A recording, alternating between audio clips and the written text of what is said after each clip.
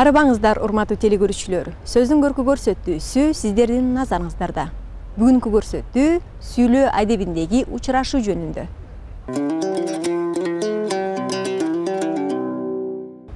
Сүйлөө адебинде учурашуунун орду чоң. Пикир алышуу, ал жайды билүү, акыбалды суроо, маанай тартуулоо учурашуудан башталат. Biz тарихи фактыдан алсак, мисалы, байыркы кыргыздар арыбаңыз деп салам берген. Жообу бар болуңуз деп жооп берген да. Бул биздин байыркы саламдашуу салтыбыз болгон да. Эми андан бери көп замандар өттү, көптөгөн мезгилдер акты дегенде. Анан бул өзү эл болгондон кийин башка элдер менен карым-катнаш түзөт. Эл менен суу бирдей эле болот да, бири-бирине кошулуп, аралашат, биригип турат да. Анан башка элдин дагы маданий, адабий, мындай бир жөрөлгөлөрү дейсизби, же болбосо үлгүлөрү дейсизби, бир элде бир элге оошуп турат да. Бул ошондой болуп атат. Маселен, азыркы сиз айтып аткан саламатсызбы деген бул орус элинен, кыргыз элинин карым-катнашынын негизинде жаралган үлгү. Жанагы арабча саламдашуудагы бул араб эли менен кыргыз элинин ортосундагы маданий байланыштын жыйынтыгы бул. Учурашуу адеби дагы өзүнчө бир чоң маданият да. Бул учурашуу адебин биз көңүл бурбай жүрөбүз. Ошол аттанганда эле кыйшаак отурдун дегенде, ошол биз дегенде баштаганда учурашканыбыздан тескери кетебиз да. Негизи биз өзүбүздүн Кыргызстанда 80% мусулмандар болгондуктан, биз мусулман эли ассаламу алейкум деп учурашат. Эркеги да аялы дагы бирдей учурашат да. Бизде ошол нерсени Союздун убагында буруп койгон. Ассаламу алейкум деп учурашса эркектер учурашкан. Андан да коомдук жайлардан сырткары жерлерде. Мындай өзүнчө жекече бир учурашуулар болгондо ассаламу алейкум деп учурашкан. Ал эми коомдук жайларда, мисалы үчүн мектепке келсек, мектепте мугалим окуучулар менен саламатсыздарбы деп, саламатсызбы агай, саламатсызбы эже деп учурашышат да балдар. Жумуш иштеген жерде эле коллективдер арасында саламатсызбы, саламатчылык деген сөз кирип калган. Бул интеллигенция, негизи азыркы интеллигенция ушундай учурашып калды да. Жалпы көпчүлүк өзүнүн наркындагы, салтындагы, өзүнүн улуттук уңгусуна кайрылыш керек. Албетте бул ассаламу алейкум деген сөздү кыргыз мисалы үчүн түшүнбөйт. Бул чынында эле араб тилиндеги бизге келген сөз.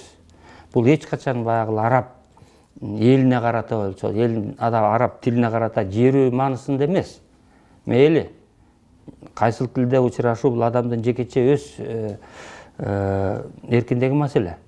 Кеп бул жерде баардык кыргыз улуту өзүнүн эл катары, улут катары өзүнүн уңгусун таанып, өзүнүн мындай бекем бүтүн мындай жалпы өнүгүү жолуна багыт алабы деген маселеге келгенде, албетте биз эң биринчи ушул улуттук уңгубузга, улуттук дөлөт мурастарыбызга төр беришибиз керек.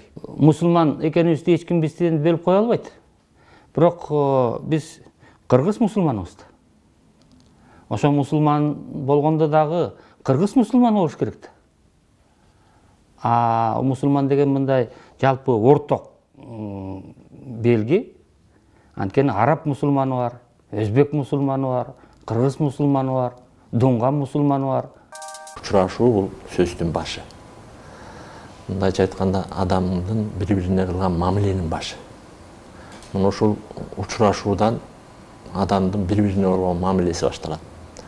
Жакшы учурашсаң, күлүп, жайнап учурашсаң, да башка одураңда учурашсаң, кабагыңды бүркүп учурашсаң, бул учурашууда айтылган сөзгө өтө чоң маани бериш керек. Учурашуу кандай маани маңыз, каалоо тилекти камтыйт. Учурашуу менен эмнени билдиребиз? Саламатсызбы? Саламатчылык. Ассаламу алейкум. Алейкум ассалам. Арыбаңыз, бар болуңуз. Эми эл арасынан сурамжылап көрөлү. Саламатсызбы десем эмне деп жооп бересиң? Саламатчылык дейт да. Саламатчылык. Саламатсызбы? Саламатсыз. Жакшы, жакшысыңарбы? Саламатчылык. Ассаламу алейкум десечи. Алейкум ассалам. Ассаламу алейкум дегенгечи. Аял киши ассаламу алейкум дебейт да. Ассаламу алейкум ассалам деп. Ассаламу алейкум деп тиги балдарга айтат го дейм көбүнчө. Алейкум салам деп. Алейкум ассалам. Арыбаңыз десечи. Кандай ал? Арыбаңыз десе. Билбейт экен ага. Арбаңыз. Мен түшүнбөйт экен бул сөзгө. Арбаңызды бар болуңуз деп. Арбаңыз десечи. Бар болуңуз. Арбаңыз десе эмне деп жооп бересиң?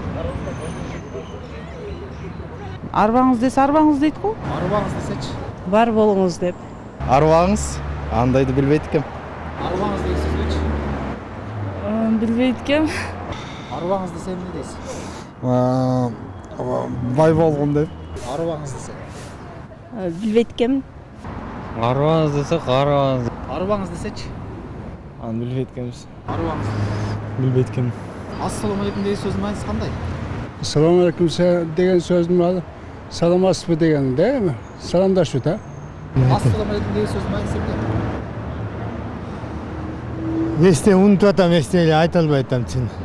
Алла Тааланын жакшылыгы дейт. Ассаламу алейкум деген. Ассаламу алейкум деген сөз эмнени түшүндүрөт? Саламды түшүндүрөт. Вообще арабча сөз, арабча сөз. Каанысын точно билбейм канча. Мусулманчылыкта саламатсызбы дегенди билдирет. Ассаламу алейкум мааниси эми саламатсыңарбы деген сөз болуш керек. Ден соолугуңуз кандай деген сөз да. Ассаламу алейкум деген маанисин мындай түшүнөм, бирок түшүндүрүп бере албайм да, мындай жакшы дегендей сыяктуу. Ассаламу алейкум деген жакшы турасыздарбы деген. Ассаламу алейкум деген сөзүнүн мааниси кандай? Мааниси эми жакшы турасызбы, үйдөгүлөр кандай дегендей. Ассаламу алейкумдун мааниси бул эми аманчылыкта турасыңбы деген. Ассаламу алейкум деген аманчылыгын, жакшылыгын тилеп атат да. Жакшы жүрөсүңбү, аман жүрөсүңбү деген. Ассаламу алейкум. Саламатсызбы, ден соолугуңуз жакшы дегендей эле мааниде болуш керек. Ой, кечиресиз, биз шашылаттык эле. Шашылаттык эле. Арбаңыз деген сөз эмнени түшүндүрөт? Аны укчу элем, бирок конкретно билбейт экенмин. Арбаңыз деген сөзүнүн маанисичи? Билбейт экенмин. Арбаңыз деген сөзүнүн маанисичи? Арбаңыз деген сөздүн дагы ошо ондагы саламат эсенчилик сурайт да, арбаңыз бар болуңуз, арбаңыз бар болуңуз деген сөз. Арбаңыз деген сөздүн мааниси карбаңыз. Арбаңыз чарчабаңыз, күйлүгүчтүү болуңуз деген сөз да. Арбаңыз деген сөзчү? Аны точно билбейт экенмин анда. Өзү алды күчтүү болуңуз деген сөз да эми. Аны билбейт экенбиз. Билбеймин. Бар болуңуз, жакшысызбы, мындай ден соолуктарыңыз жакшыбы деген сөз болуш керек. Арбаңыз деген сөзүнүн маанисичи? Оорубаңыз. Арбаңыз дегенди билбейт экенмин.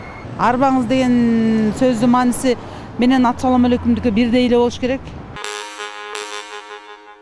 Кыргыз тил илиминде дагы, коомдо дагы колдонушу ар түркүн, ар башка, ар түрдүү болуп келатат.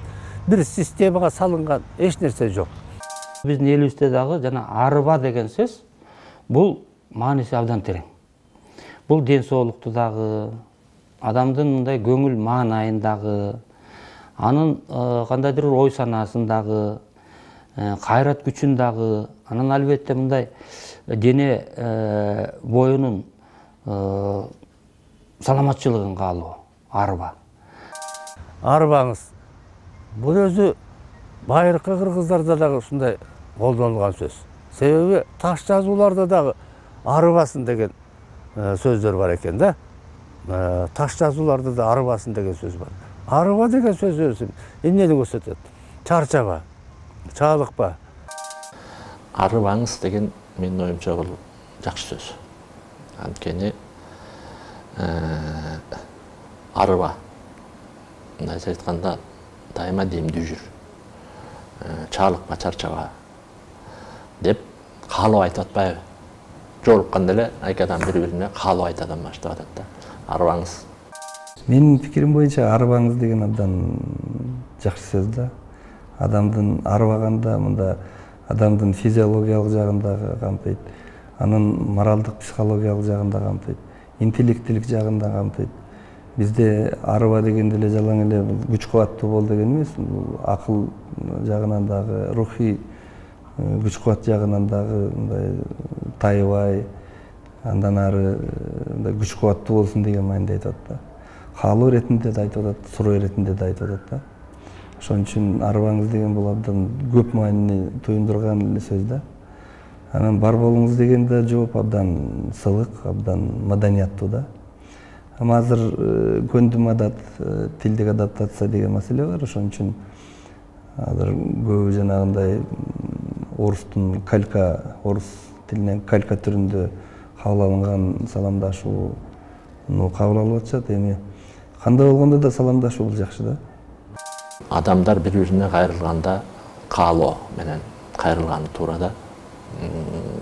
Мындайча айтканда, мамилени каалоо менен баштайт да.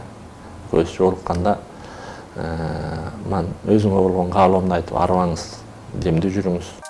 Саламатсызбы деген сөздү биз мындай кичине мындай ноокастап, кичине сыркоолоп калган кишинин мисалы үчүн мындай айыккандан кийин сураган сөз болсо кичине үндөшөт. Анткени саламатчылык бул ден соолукту суроо, албетте мисалы ооруп жүргөн кишинин аал-абалын суроого жакын турат. Анткени саламатчылык бул тикелей адамдын ден соолугун гана сурап атат да. Ал эми адам ден соолуктан башка дагы көңүл деген бар, ой санаа деген бар, күйдем деген бар. Ошолордун баарын кошо сураш керек да. Биринчи адамдын мамилеге чакырган сөздүн таза кыргыз тилинде болушуна каалайт элем. Ушундай сөздөр жетип атат. Эми бизге тарыхый китептерде окусак арбаңыздар деген сөз. Арбаңыздар дегенде бир арбап ал деген сөз эмес. Арыбаңыздар. Арып ачпаңыздар. Баягы ар дайым турмушуңар бардыгы ордунда болсун. Арып ачпай, жакшынакай эл катары жүргүлө дегенде бир тилек менен учурашып атат. Берки дагы ага жооп катары бар болуңуз деп атат. Ал дагы тилек кылып атат, көрдүңөрбү? Ооба деп койгон жок да. Бар болуңуз деп. Жок, рахмат деп койгон жок, бар болуңуз деп кайрага жооп катары айтып атат. Ассаламу алейкум деген бул мен сизге тынчтык каалайм, тынч бололу деген. Бул эми бир кездерде баягы тынымсыз эле согуштар жүрүп турган кез болгондо, өзгөчө ушул ислам дини жаңы тарап турган кезде бул эми кылыч менен бекер жеринен айтылбайт эмеспи, баланча кылыч пайгамбардын кылычынан коркуп мусулман болду деген сөзчү. Ошол сыяктуу баягы кылыч менен тынымсыз көчмөн мезгил, согуш ушундай жүрүп турган кезде тынч бололучу, тынчтык каалайм деген сөз адамдарга мындай тынчтык керек болуп турган кезде бат-бат айтыла берип, анан ушул кийин учурашууга кирип кеткен да. Анткени эми Кудайга шүгүр мына тынч заманда жашап атабыз, анан кирип келип эле тынч бололучу десең, мен сага эмне кыргызча айтсакчы ушунучу, кыргыз тилинде которуп айтсак, мисалы сиз кирип келип мага тынч бололучу десең, мен айтам да, мен сага эмне уруш каалап аттым беле. Мен сени менен тынч эле уроюн деп эле отурам дейм да, туурабы? Мына маселе ушул биз анын так маанисин түшүнбөгөндүктөн эле, мисалы сиз кирип келип салам алейкум десеңиз, мен ва алейкум ассалам деп сизге да тынчтык каалайм деп коюп атам да. Анан ошондуктан бул жагынан алганда биздин кыргыздын өзүнүн нукура сөзү терең дагы, анан маанилүү дагы, байсалдуу дагы да. Анан ошого кайтарылып аткан жоопту карабайсызбы? Бар болуңуз деп атат да. Сиз да арыбаңыз деген жок. Бар болуңуз деп атат. Мына жана алиги алып аткан адам ушундай жооп берип атат. Эгерде мага өзүңүз каалаган нерселерди чын жүрөгүңүздөн айтып аткан болсоңуз, анда ошо менин жанымда өзүңүз да болуңуз дегендей ойду айтып атат да. Мындан өзү айтып турат, кыргыздар үчүн чын эле мындай жалгыздык бул чоң бир көйгөй болгон да. Бар болуңуз деген эми баардык нерсеси бар болсун деген чоң тилекти катып турат да. Ден соолугуңда болсун, байлыгыңда болсун, мындай бир жакшылыктарыңда болсун, кененчилигиңде болсун, көңүлүңдө жайдары болсун. Учурашууда айтылуучу сөздөрдөгү айрым мүчүлүштүктөр жөнүндө. Бул саламатсызбы деген сөздү дагы кийинки кезде баягы Бакиев Бабойт дегендей саламатсыз деп кыскартып алдык да. Жакшысызбы, бы деген сөз жок, саламатсыз. Саламат деп коет, саламатсыз деп коет. Анан жакшысызбы дегенде жок, жакшысыздар. Жакшысыз деп коюшат. Ошо жакшы деп коет, ушундай эле да. Арбаңыздарды бул бузуп айтып жүрөбүз. Арыбаңыздар. Арбаңыздар эмес, арыбаңыздар. Арыба. Мындайча айтканда чарчаба, чалыкпа, талыба. Мындайча айтканда мындай демдүү бололу, демдүүсүзбү, бирок болгону арыбаңыздар деби, арбаңыздар деп. Анда тыгыштык өзгөчөлүгү бузулуп, бул сөздүн кичине бир куту кетип калгансып жүрөт да. Ошондуктан эгерде биз арыбаңыздарды кайра кийире турган болсок, анда так сүйлөп, тилибизди так айтып кийишибиз керек. Кыргыздарда аял киши ассаламу алейкум деп учурашкан аябай эне көрүнөт да. Мисалы үчүн арабызда жүргөндө уйгурлар, дунгандар ассаламу алейкум деп аял киши, эркек киши учурашса, биз аябай мындай өөн учурайт биз үчүнчү. Негизинде бул учурашууда тилек менен учурашыш керек экен да. Ассаламу алейкум деген бул араб тилинде сизге тынчтык болсун деген сөз экен. Ал эми берки ага жооп катары ва алейкумассалам.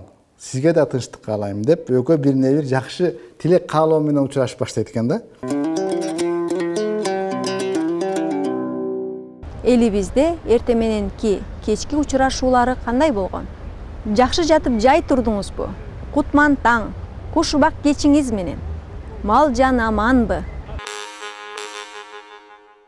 Кыргыздарда көбүнчө учурашуу эртең менен аман эсен жүз көрүшкөн адамдар учурашуусунда дайыма жүгүнгөн. Мына көл жакта такай улуусу да кичүүсү дагы аял заты эркек адамдарга жүгүнөт. Бул жанагы тегишин ал акыбалын сураганны жакшы турдуңузбу дегени, аман эсенсизби дегени мына ушул жүгүнүү менен башталат.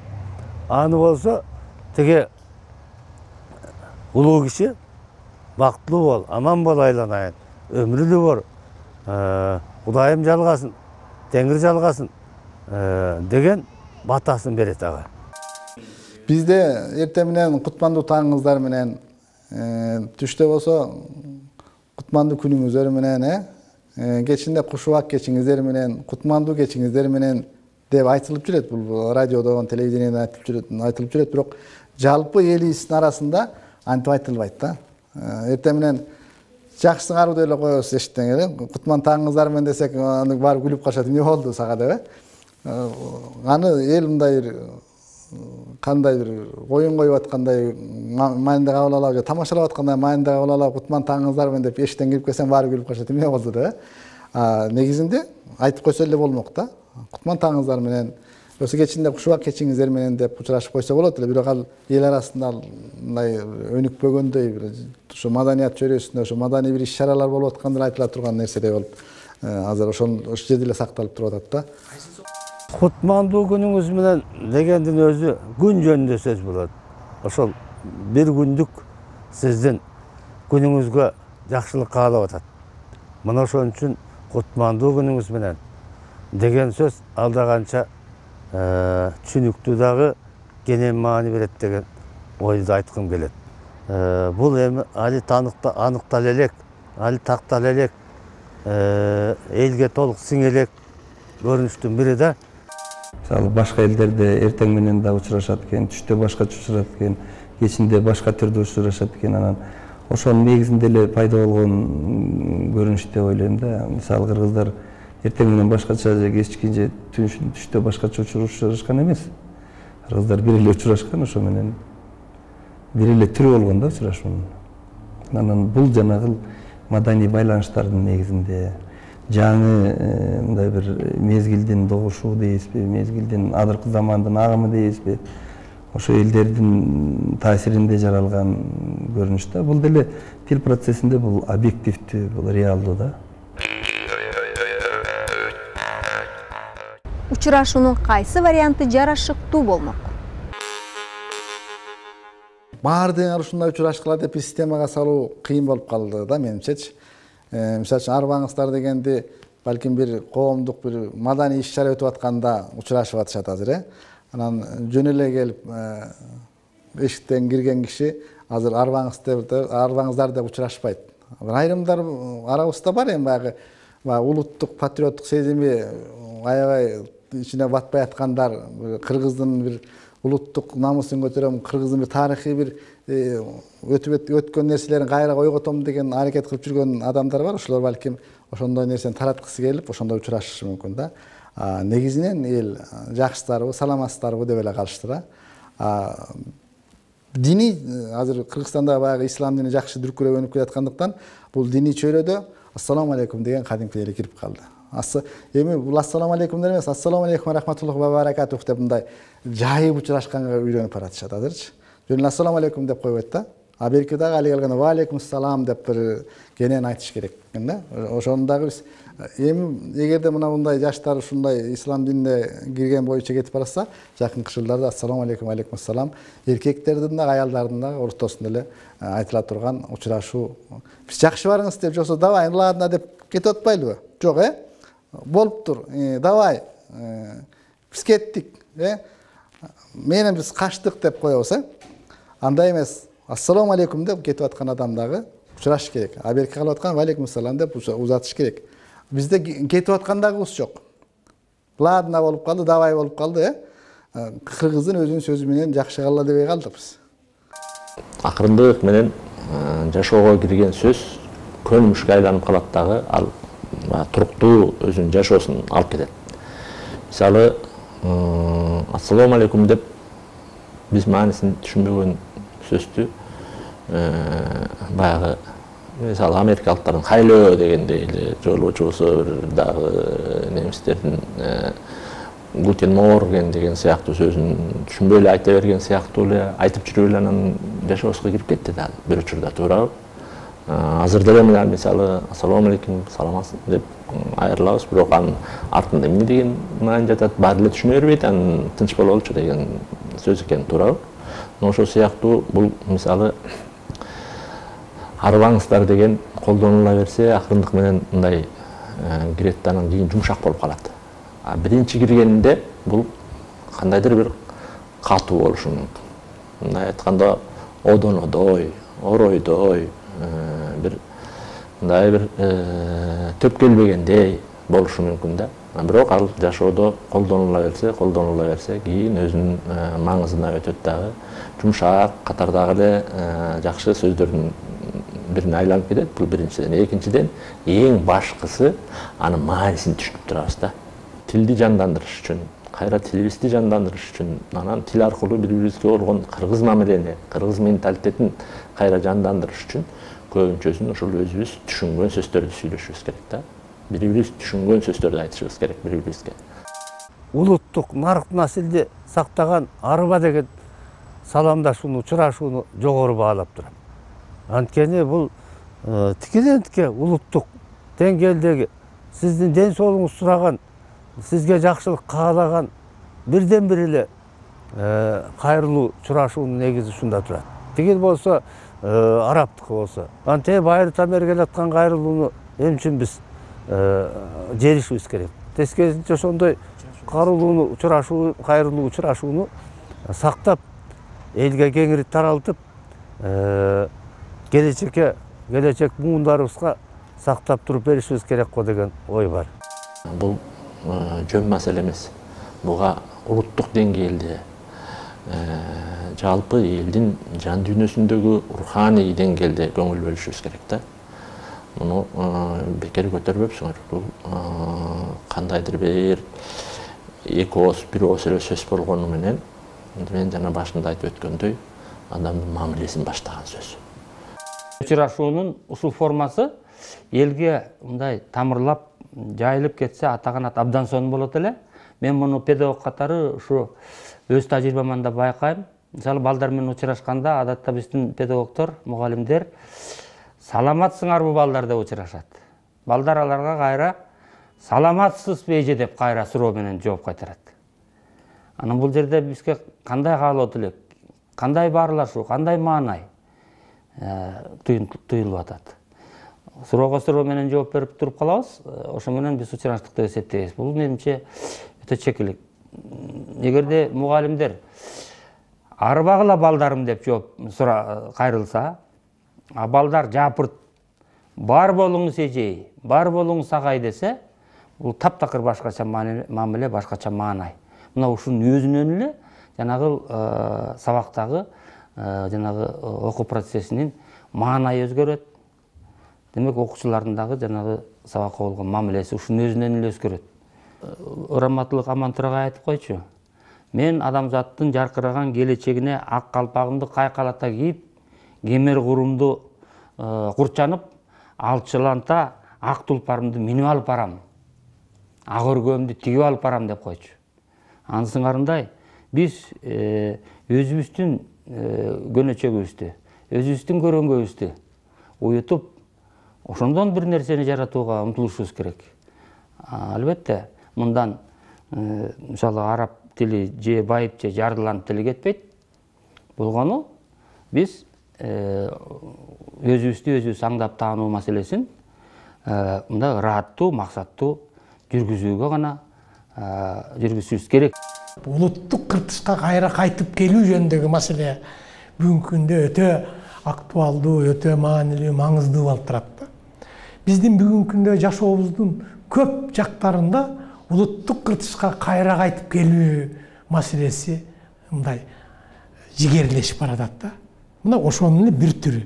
Биз эгерде мугалим келип саламатсызбы деген ордуна арбаңыздар десе, балдар бар болуңуз эжеке десе, андан жаман эчтеке жок. Кайра биздин улуттук баягы өзүбүздүн менталитетке, өзүбүздүн психологиябызга, өзүбүздүн жашоо жагдайыбызга төп келген сөздөрдү колдонгон боло берлек. Ошол эле мезгилде саламатсызбы эже, саламатсызбы балдар десе, саламатчылык эже деп жооп берсе, ал деле мындай бир чектен чыккан терс көрүнүш катары бааланбаш керек да. Кандай болгон күндө да варианттуулук деген нерсе катар жүрсө, тил байыйт. Тил андан зыян тартпайт. Жөндүү, негиздүү үлгүлөрдү сунуш кылсак, анан алардын дагы мындай түшүнүгү жеңил баа үстүртөн болбой, бекем, тереңирээк, нарктуураак болот да. Көп варианттуулукка эмес, колдон келсе ошол кыргыз эли өзүнүн жалпы кыргыздын учурашуусу дегендей бир өрнөктүү, салттуу бир үлгүсүн иштеп чыгып, ошону баарыбыз колдонуп, анан албетте жагдайга жараша ар кандай анын түрлөрү иштелип чыгышы ал мыйзам ченемдүү нерсе. Мисалы кыргыздар минтип саламдашчы, эмадыр минтип калды деп, мындай так кесе сын айтып, же болбосо так кесе ага мындай бир тыюу салганга дагы болбой турган маселелер бар да. Тилдик процесс бул эл иретке келтирип, эл аркылуу ишке ашат да. Эгерде элге жага турган болсо, эгерде эл кабыл ала турган болсо, ошол процесс өнүгүп кетет, тилдик процесс. Биз дайыма сөздөрдү кандай кылабыз адам тилге кабыл алганда? Ошол жанагындай варианттар таштап коет. Ошондой варианттардын кайсынысы жеңип баратса, ошол акырындык менен жалпы элге сиңип, анан адабий тилге кирет. Элибиздин салт санаасына ылайык жакшы тилек менен жагымдуу маанай тартуулап, саламдашуунун мыкты үлгүлөрү менен учурашып жүрсөк.